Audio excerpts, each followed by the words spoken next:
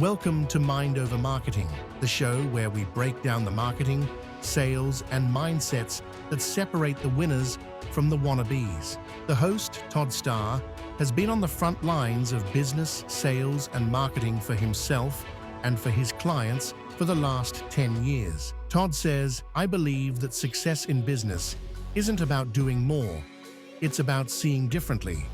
So today, we're getting inside the mind of somebody who truly thinks differently.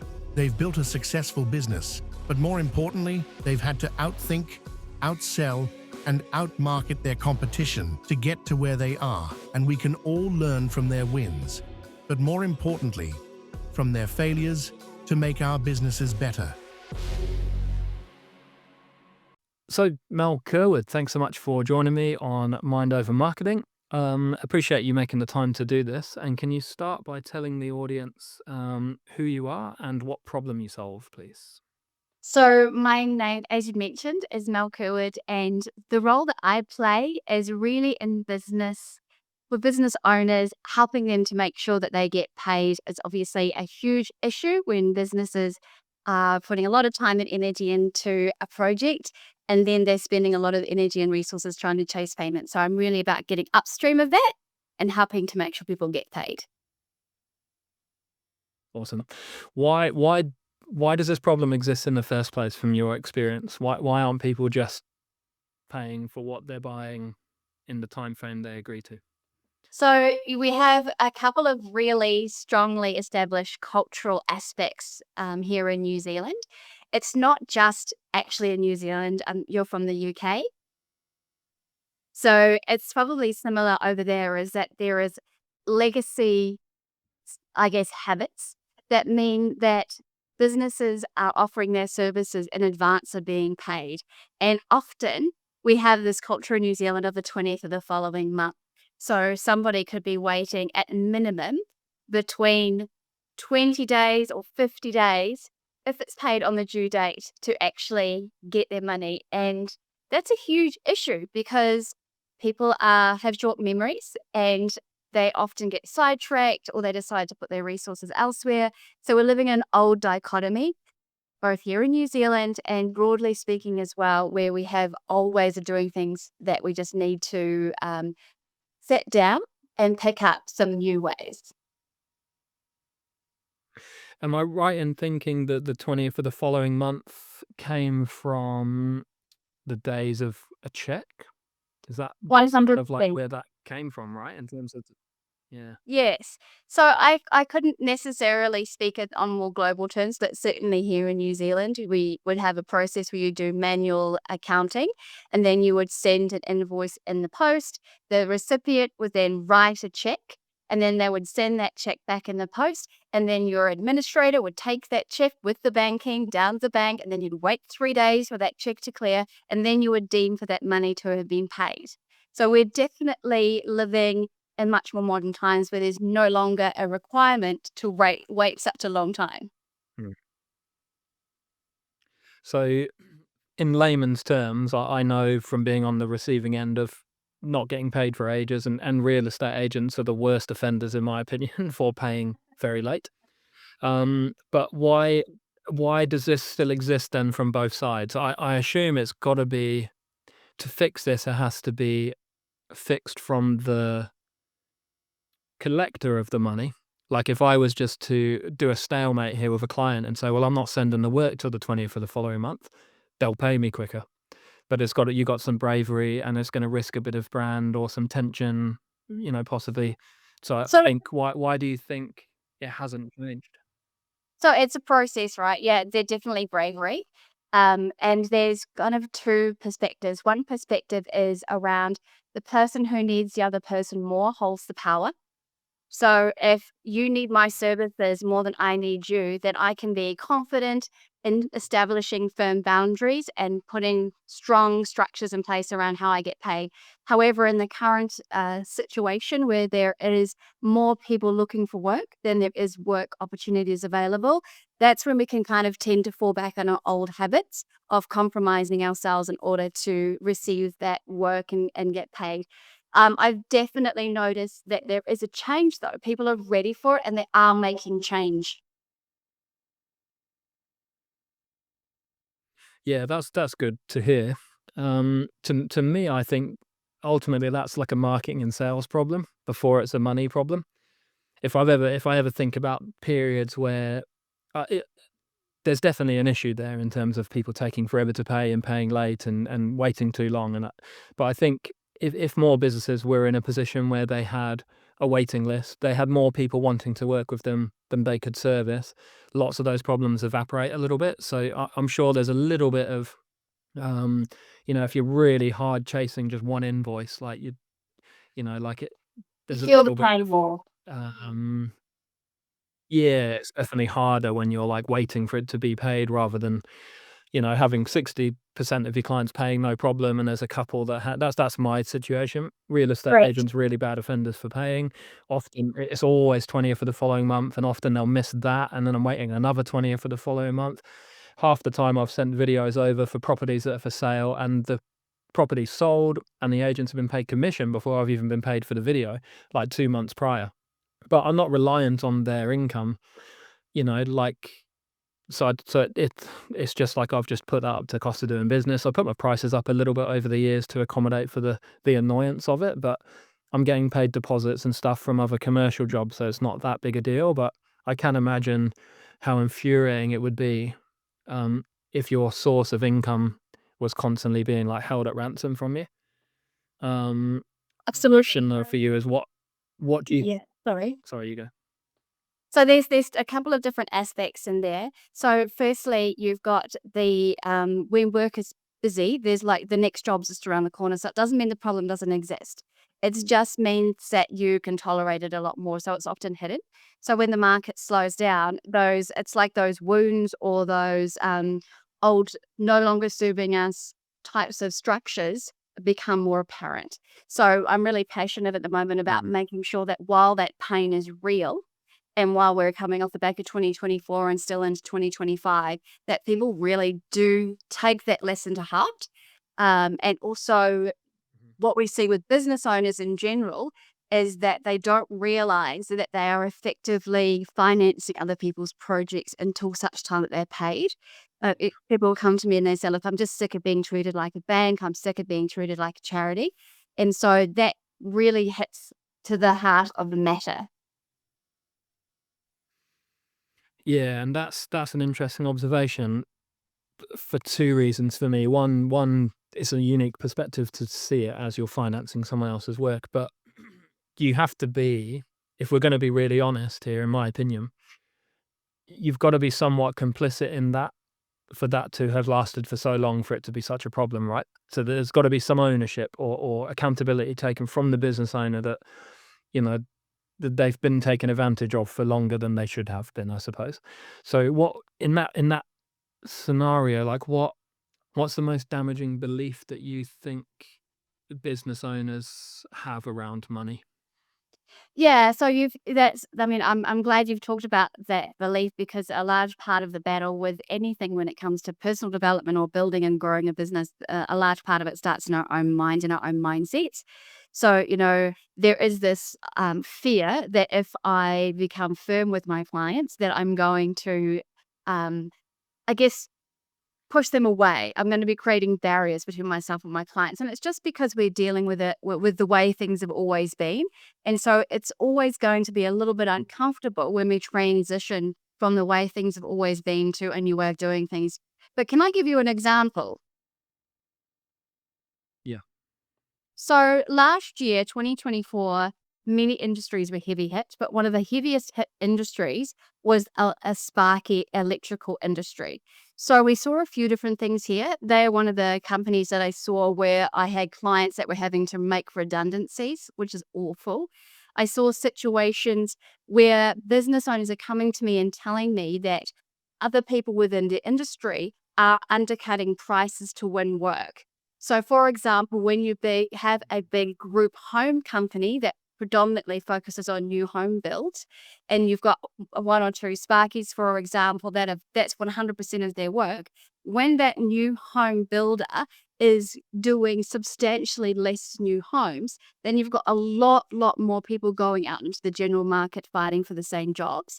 And you'll get big players who've got deep pockets who'll basically halve their hourly rate of their staff so that they can then go and win those jobs, which leaves our other clients high and dry.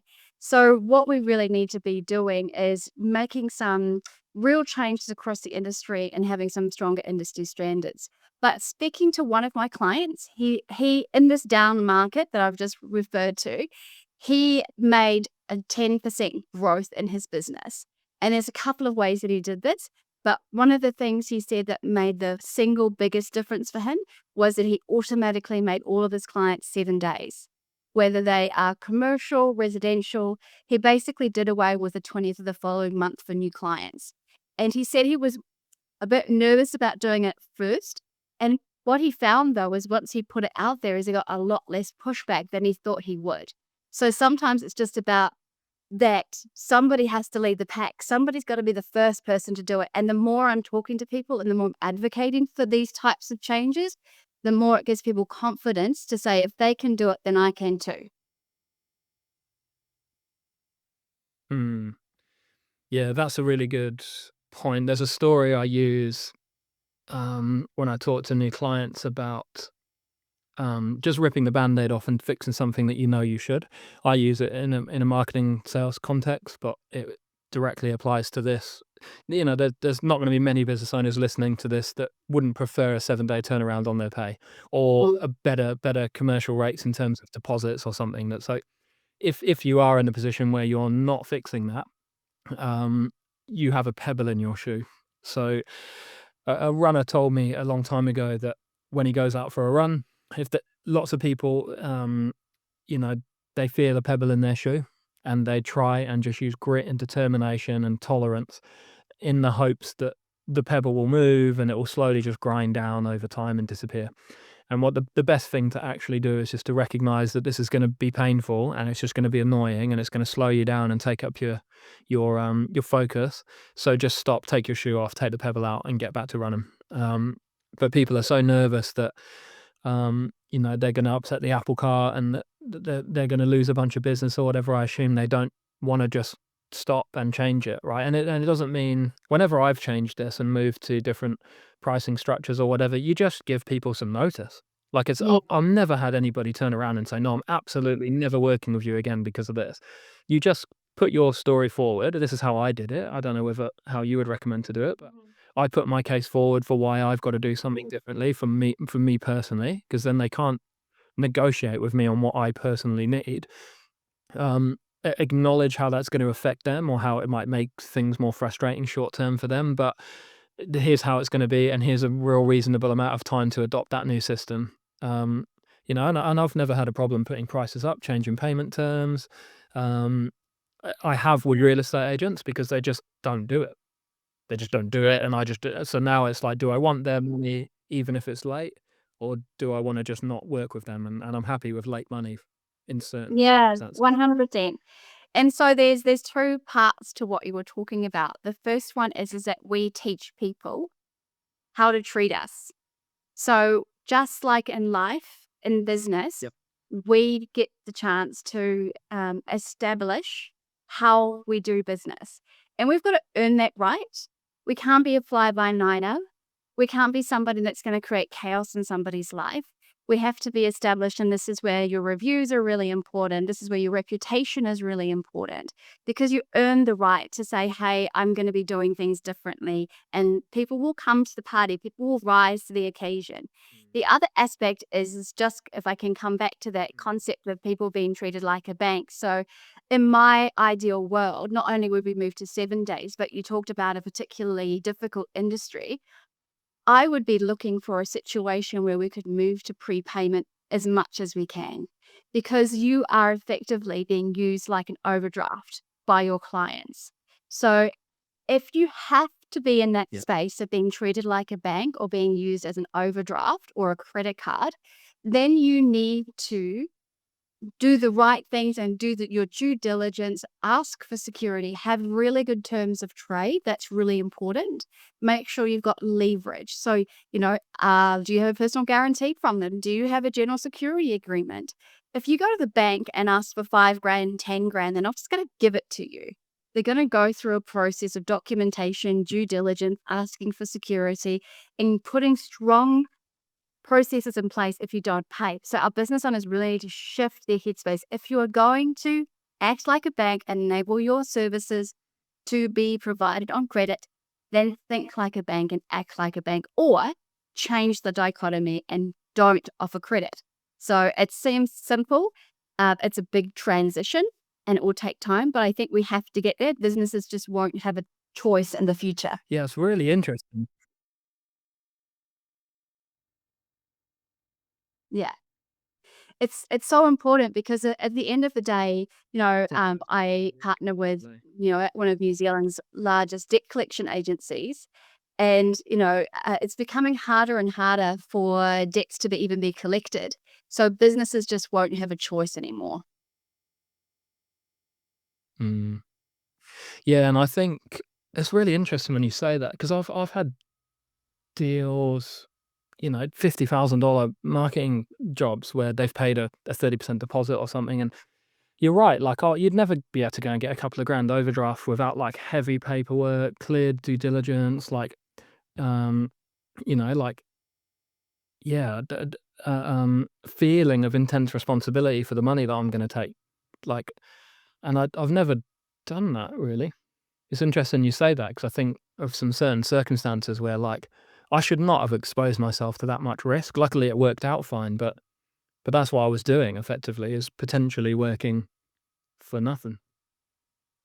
And that's really heartbreaking. I've had situations where maybe it's 5 grand, maybe it's 10 grand, but I've had people where they're $500,000 out, because they've just presumed that because they've never had a problem before, they've been in business before, they've never had issue, they're subcontracting on a massive project, that everything's going to be fine and the big boys just need to sort it out. However, when that push came to shove and they were owed $500,000 and we said to them, look, hey, show me what your documents are, show me what you've agreed to. They had nothing in place. They had no contract, had no agreement. They assumed because they had a purchase order and they're big companies that they were safe. So it's devastating when you see that loss at the non-payment debt collection end, when, it's just frustrating at the very least. Even if it's a small amount, it's frustrating, but it can genuinely be very devastating as well. Yeah, 100%. So how do you, if we move gears now, then how do you actually help people fix these problems? I think we're pretty clear on, like, the type of scenarios people can get into, and there's obviously a lot more, but if we move into now, like, what solution you suggest, or how you actually help your clients fix Yeah. these problems, that look like? For sure. So there's two aspects of what I do. So first and foremost is working with the tools, like your tools of trade. It's working with the right tools. So that's what I do, partnering with one of New Zealand's longest standing suppliers. So that's your terms of trade. You've got to get them right. It's making sure that you're doing your credit checks and your due diligence. So I work with Equifax and Centrix so that you can actually do credit checks before you provide your services. There's another aspect is becoming a secured creditor through PPSR, and that's a whole other topic. So making sure that if a client you're working for goes into liquidation, then you're at the top of the secured creditors list. The other is getting onto those non-payments faster. Don't wait 3 months, 6 months, 12 months. The faster you get onto it, the more likely that you're going to be able to get those funds back at the end of the day. But what I'm really focusing on after 7 years of working, I guess, in the front lines of businesses, is really focusing on that upstream stuff, that stuff we've talked about, that mindset, that headspace, that cultural shift, that dichotomy shift. So I'm really working with businesses. I do one-on-one strategy sessions because every business is different. Every business is at a different stage and phase. And so it's really about a one-on-one strategy session about what do we need to do, where are you at, what are some things you can do immediately that are going to cost you nothing, that are going to transform your business. And then let's wrap the right tools, and structures around that so that you're supported moving forward. So if you do have to act like a bank, then you've got the right protections in place. So when you say mindset in terms of that strategy context, like what do you see typically? Like I talk a lot about transactional analysis. That's like a psychological methodology that I like to use or I like to apply to marketing strategy. And we don't need to go into it in detail, but if you're interested in transactional analysis, you can Google it. But effectively, the example I use is if you were told as a child by your parents not to talk to strangers, that was probably good advice as a child. As a 5, 6-year-old vulnerable child, definitely don't talk to strangers because there's unnecessary risk you can be exposed to. If you don't unlearn that or recognize that at a certain level, you don't need to be afraid of strangers anymore, networking in sales is going to be pretty hard for you as an adult. If you've still got a deep anxiety or stress or a feeling of nerves around going up to a stranger, introducing yourself, asking them lots of questions and talking about yourself to them because of a deep rooted fear learned as a child to be afraid of strangers, that's going to be a Yes. very uncomfortable scenario for you. So, and there's many examples like that. But when it comes to money, what do you think? What comes up again and again and again? You can almost predict it when you go into these sessions that they feel like this about money. It might be imposter syndrome. They don't think they deserve to be paid on time. They're not really doing it for money. Like I don't know what's the common mindset that people that have these problems all share. I think it's definitely a fear. I think it's a fear of loss. I think it's a fear of loss of opportunity, to be honest, because I think that people, generally speaking, there's probably more layers of complexity underneath that, but at a broad level, I think it's a fear of loss of opportunity. So again, we talked about that power dynamic, who needs who most. And I think there's also, I spoke to a client the other day, and she was brought up with this money mentality that it would be rude of her to ask for money at all before she'd done the job. That would be rude. So the thing that we take for granted is that we regularly go to the supermarket, load up our trolley with groceries, pay for them and take them home before we consume them. I mean, we might feel slightly guilty if we open a chocolate bar while we're wandering around the grocery we haven't paid for it yet, but we're eating it. We hand over the wrapper to say, yeah, I'm going to pay for this. But we know in our soul that we need to pay for those foods before we consume them. So it's just, we've got these two polar opposite kind of set of standards around when we are okay paying out front and when we're not okay paying out front. So we just have to find the way to bring those together transitionally in a way that feels comfortable for businesses to ultimately make sure that everybody's operating cash flow positive. I mean, can you imagine what it would be like if I only spend money that I had and that I can afford, and you only spend money that you'd had and that you can afford? What that means is that people are not going to get themselves in over their head. And we're going to end up in a cash flow positive society where we're operating forward rather than backwards. So when you're providing your services and waiting to get paid, you're operating backwards. You're looking over your shoulder. You might need that money so you can pay for the materials and resources to do the next job. And it sucks to be in that position because you feel like you're being held at ransom. Yeah, it's a tricky one because isn't that just how the market works? Like, I agree with you. I totally agree with you, and I hate fucking not being paid on time, and cash flow problems are annoying. I just wonder whether, like, isn't that just that's a big thing to fix? Like, that's It is kind a of big thing. of Yeah. everything. Like, I can't buy a house. I want the house now, but I can't afford it, so I'll pay a huge amount of mortgage to sort of get it at the time. Like, This is and the example you used about the supermarket, I do use a lot. Like I do whenever I put my prices up, I do use a Subway analogy and say I'd love to be able to go to Subway, order my sandwich, and then pay when I feel like it, if I liked it or not. Like, but they'd make me pay, otherwise they put the ingredients back. So I do totally agree with you that we're okay to prepay for stuff, but not as okay to pre-charge for stuff, which is a weird such a position to be in. And it's, look, it's definitely a spectrum. A lot of the clients that I work with, say for example, I'm a heavy diesel mechanic and I'm dealing with breakdowns, or I'm a mechanical engineer again in factories and I'm dealing with breakdowns. That kind of stuff you can't always plan for. It's not a project. What I'm saying though is if I'm a consumer and I'm planning on doing something, I want to renovate my bathroom, then I should limit well have that money to do that renovation before I engage somebody's services, right?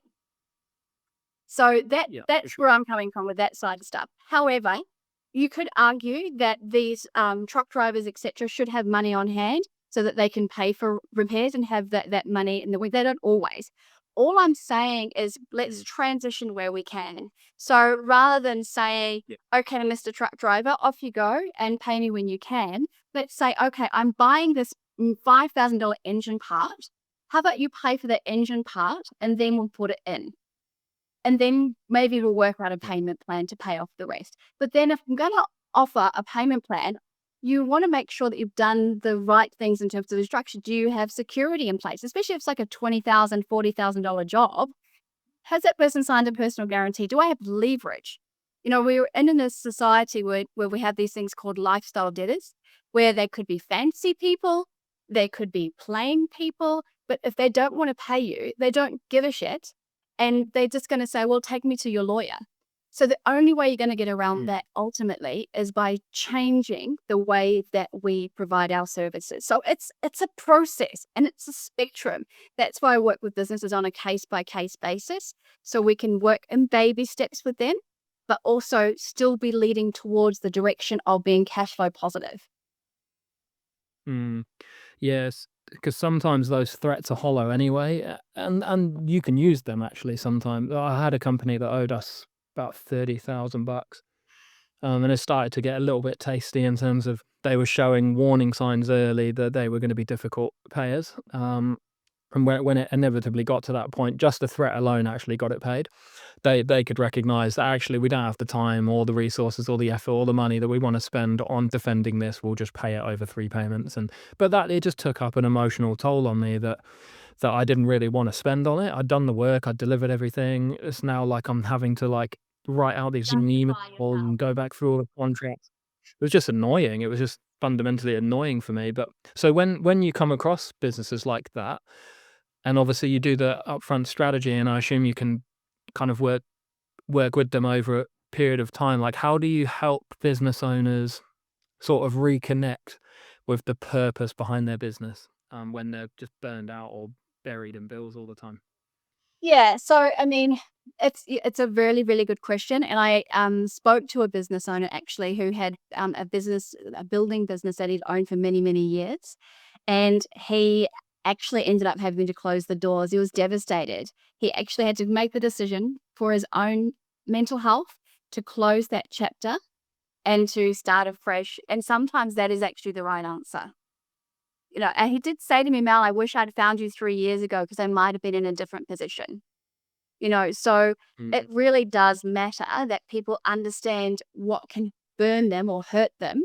We don't want people learning the hard way because it can really take away the joy. I actually met with clients today who have been in business for 10 years, another building firm, and he says to me, like, once every 6 months, I'm looking at Seek to see if I should go get a real job. And I'm pretty sure that every business owner out there can relate to that. Should I go get a real job sensation? But you're right, it comes back to their why. And they know that ultimately there is the potential to earn substantially more for themselves, to do it their way, and to have a legacy that they can pass on to their children. So it's really about no boundaries. You tend to find that business owners have a certain mentality and a certain mindset, and they don't want to be told what to do. Or they get frustrated when they're working for somebody else and they know that the customer's not being treated well, or that a job's got shortcuts being done on it. So that ability to own your own time and own the way you do things is probably one of the biggest reasons why people stick with it even when it gets hard. And that's what keeps you going when it is tough. Mm. Yeah, you're right. And I do think a lot of people, they're probably looking at those jobs thinking, I'd love just that salary consistently paid on time. It's not because they like want to fulfill that role and help someone else's company grow. It probably does come back down to consistent pay every Wednesday. Um, Yeah, yeah, and and that's I can great. I relate mean, to that. my husband's employed by an amazing company, and it was marvelous. I mean, he had a stage 4 cancer diagnosis 3 years ago, and that really threw our family for a six, as you can imagine. And but the company he works with said, "Oh, by the way, we have this income protection insurance for you. Please take 12 months off, focus on your health." and you'll get 75% of your salary. So if he had been employed with a really awesome company, we would have been facing a different story right now. But then there's that other aspect of that story where, as a business owner, you still have to find your way to keep going even when life happens. We're all human. We've all got families.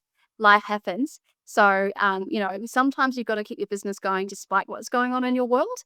But the point about, getting paid and having really positive cash flow, that takes a lot of pressure off so that you've got that revenue coming in, even if other life stuff happens. How's your partner doing now? Yeah, John, he's good. We had a doctor use the word remission for the first time last week. Wow. It's been a long journey, Congratulations. but we are so lucky and thrilled because not everybody gets to go through that journey and come out the other end, But it does show me, the resilience that business owners have, the resilience we've had to have. And it gave me another platform to be able to share with business owners about what it really means to be a human being running a business and trying to keep all the balls in the air at once.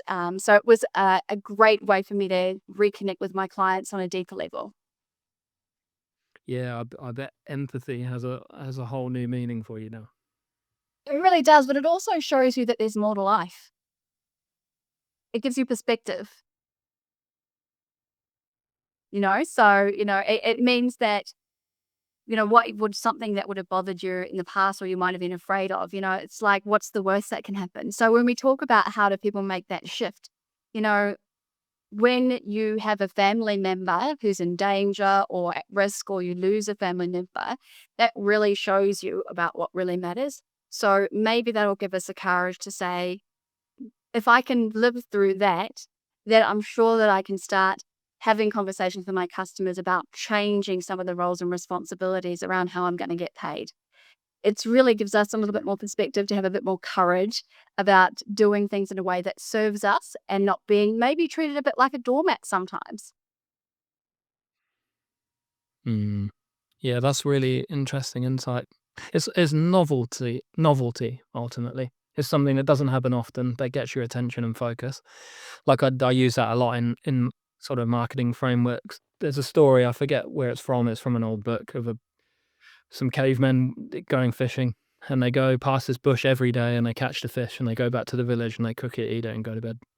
And one day they're walking back and they hear a rustling and a stick snaps in the bush. And everything goes away for them in that moment because that's novel. They've walked past this bush 500 times. And for some reason now there's something in there. And it might be a kid joking around trying to scare them. And it might be a mountain lion gonna kill them. But whatever it is, it's novel. And it gets their attention and everything goes away. They're not thinking about the fishing. They're not thinking about their family back home or their plans for the future. They're hyper-focused on that bush. And when you take that mindset of novelty and apply it across business, whether it's collecting cash or mindset or marketing or sales or promotion or anything, like novelty is just massively underutilized. People compare each other. They try and look and sound like the best person in their space. And I always say the first way to stand out in your marketing is look at what everybody else is doing and then don't fucking do that. Yeah. Like, it's that simple, right? Everybody, like, look at all the colors, all the fonts, all the images, the videos, the way people position themselves, how their websites are laid out. If you want to stand out and look different, just do the opposite of what everybody else is doing. And in terms of that's what podcasting has been for me.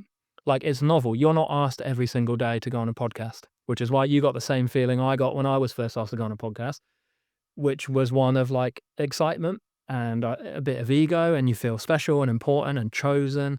There's a novelty around it, which sets the relationship off in a different way, right? Than if I'd have just said, hey, Mel, let's get together and have a chat about your marketing and you can help me get better debt collection strategy and let's do some business. That's like boring. You do that every day. You're in meetings every day. As soon as that mechanism of a podcast is introduced, it's a different, it's something new, it's something different. I felt like my ego was just like on fire when I first got asked to go on a podcast. Like I'm thinking, what, me? You want to hear me? Like, oh, I'm so special. Like that is, a good feeling to be able to to give. And I think I've lost my way a bit with how I was tying this back into what you do. But I guess it will feel different the first time you do it, I suppose, was what I was trying to say. The first time you approach a client and say, I'm not taking this shit anymore. This is how you're going to pay me from now on, like it or leave it, or however you go about that. The first couple of times that's novel, and you're going to be very scared, and you're going to feel like you might lose a client, and you might lose a client, but you'll thank yourself 4 or 5 years down the line when your terms are more favorable to yourself than if you don't have that courage for just 1 or 2 conversations. And I think somebody's got to be the first, right? There's always going to be the first. And that's one of the things that I really appreciate about my role, because I'm in businesses on a daily basis, speaking directly with business owners. I'm sharing those stories around. So it's good for business owners to understand that, firstly, they're not alone and that other people have had the same problems, because too often we hear, I never have any problems with getting paid. And that's not helpful for the person who's having problems getting paid. And most of the time, if you haven't had a problem getting paid up until now, it might be coming around the corner. It might not be. But if you don't see it coming and you're blindsided, it can be even more impactful than if you live in a situation where you're constantly not getting paid. Do you know what I mean? It just throws you for a six, and it can really be damaging. And I think because I'm having these conversations and I get on a soapbox about it, more and more businesses are making gradual shifts and changes. And I can say, hey, such and such has made this change, or such and such is doing this. And then that plants the seed in somebody's mind to say, well, maybe I can do that. Mm-hmm. Yep, definitely. How did you get into this? Like, what were you doing before this? So I've always loved business. I have had professional, plenty of real jobs. I started many, many years ago in Bank of New Zealand. So I have a background in finance. I've worked for Bank of New Zealand and GE back in the day. I then went and worked in other large corporates like Fonterra. I was working in their head office when it was still in Princes Street up in Auckland. And then I started working in smaller companies, worked as a area manager looking after telemarketing for HRV. So but during that period of time, I was really always trying to figure out a way to get into business. I would buy all the things online. I have invested so much money in other people's pockets on the, this is how I've done the pyramid schemes. I've done all the things. So when I saw a role advertised for an independent contractor with the people that I partnered with 7 years ago, where I could basically do what I'm doing now, is go out and have a real impact on businesses. I didn't have to pay a franchising fee. I didn't have to sign up to anything where I was going to pay money in advance. I basically just get to go out and represent this company and have a voice in the marketplace. And then I get revenue because I help to sell their products. But they're really, really good at what they do. They're excellent. They've been around for 30 plus years. But what I've genuinely found over this period of time is I get to find these common threads where I can add additional value above and beyond the tools. It's really about making a change and being a voice for a new way of doing things. Mm. Yeah, that's really interesting, because I'm at a very similar position in my career, where typically we just fulfill an order and make content or do a marketing strategy or whatever. But I've arrived at a similar place to you in terms of fixing the mindset behind why this problem hasn't been fixed before is the bigger thing I want to work on. I want to help Yeah. businesses recognize self-defeating behaviors or belief systems that are holding them back, to unlock them forever, rather than just a campaign for 30 days that brings them in a few sales. 100%. So yeah, that's cool that you found that. That's good that you found. Yeah, and I think it's really nice for me to have find my voice and what is my value and what is my thing that I want to wave the flag for, because I think we all deep down want something that gets us out of bed and gets us going, and it's the thing we're working on. I'm constantly working on little pieces of content, like how can I find another way to say this very simple thing. The very simple thing being that the less credit you provide, the less sleepless nights you're going to have, the more you're going to be respected by your clients, and We live in 2025, for heaven's sake. We have AI. We can pay faster. So, simple things, charge bigger deposits, charge more upfront where you can. Make sure that you're invoicing faster. I had received a plumber to do an emergency job at my house. They fixed my toilet on the weekend, but then I was calling them looking for the invoice. So, invoice faster. If you do a job that day, invoice that day where you can. Have a shorter due date. This doesn't cost you anything. It's just about habits. It's about mindsets. But then if you have to act like a bank, so you've got those emergency jobs or you're a service industry, then have the right structures in place. And that's where the terms of trade and all of those tools come into place. Perfect. Very well summarized. What do people do if they're listening to this and they recognize some of these problems and want help? What's the best way for them to engage with you? So they can jump into LinkedIn. They can look at my website. So I'm going to spell it because it's always gets mixed up. It's melcurwood.co.nz. That's CURWOOD, melcurwood.co.nz. Jump in, check it out. There's some free downloads. You can download a guidebook, checklist. There's even a 30-minute webinar that you can jump in and have a look at. And you can genuinely pull some gold nuggets out of that free content that can transform your business. And then if you want to, businesses want to work with me one-on-one, then they can book in a strategy session and we can hit the ground running. Yep. And this is looks like there's like a 60-minute deep dive for $500 that can bring a lot of clarity to where they're at, I suppose, and learn from, because the benefit is that you've seen this from so many different industries that, in an hour for $500, you're going to walk away with a completely new perspective and solve probably a lot of your problems immediately, I would assume. Correct. And then be able to help you understand, what do you need? Like what tools do you need? Who are your clients? Where is your risk? What type of work are you doing? How much money is it costing you? How much, we even talk about things like, what's the liability for you on a job? So understanding things like limitation of liability in your terms of trade. Are you working for a situation where you really should be a secured creditor? Are your clients at risk of liquidation? And what do you need to do about that? So it really is just identifying where you're stuck right now, what you can immediately do to change some of that mindset stuff, and then what are the tools that you can invest in that are going to help support you in that transition in your business. Amazing. What a good service, Mel. Perfect. Thank you. And thank you so much. I mean, I think I've seen your other interviews and I'm just stoked for you. I think you're doing great work. We're getting somewhere. I'm trying to walk the path that I've been preaching for many years. We've done, maybe it's close to 1,000 podcasts probably for clients and sports teams and nonprofits and businesses and everything. And I've never done it myself. And I thought, this year I'm just going to walk the path. I'm going to do my own episodes. I'm going to get guests. I'm going to have interesting conversations. I'm going to do the whole process myself and really get a feel for what my customers go through when they're nervous and they don't know what to ask and they're trying to research guests. And these are all things that they just used to do. And I would hold their hand a little bit and give them advice, but I never did it for them.